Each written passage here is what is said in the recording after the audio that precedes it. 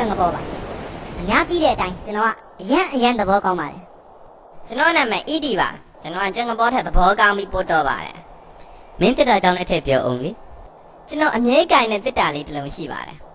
အမြဲကင်ရတဲ့အကြောင်းရင်းကဘာရဲလို့တော့မဟုတ်ဘူးတစ်တာလေးနဲ့ဆိုတော့လူရှိန်တာပေါ့ကျွန်တော်တီထွင်ထားတဲ့ပစ္စည်းမှန်သမျှဒီထဲမှာရှိလို့ပါပဲနမူနာလေးပါလေးပြအောင်လေကွာဒီဟာဆိုရင်မဟာရီမုတ်ဖြစ်ပါတယ်အနားမှာရှိတဲ့ရင်မှန်သမျှကိုထိန်းချုပ်နိုင်ပါတယ်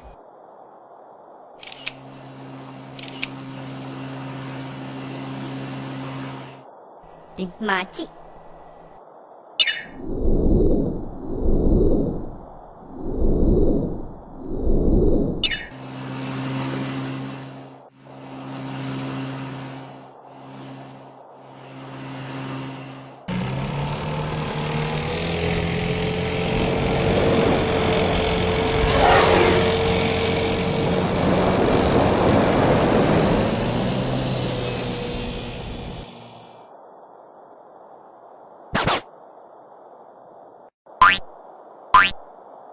ED တို့ကဒီမှာကိုဘာလုပ်နေကြလဲမသိဘူး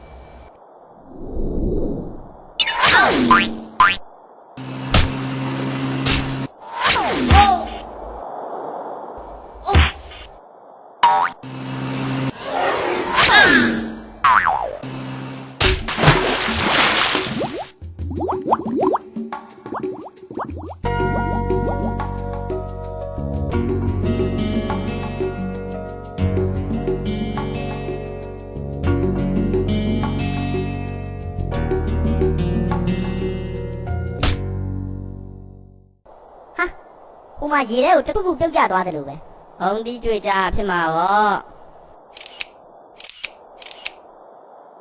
ဟာမဟုတ်ဘူးကွာအဲ့ဒါဝက်ကြီး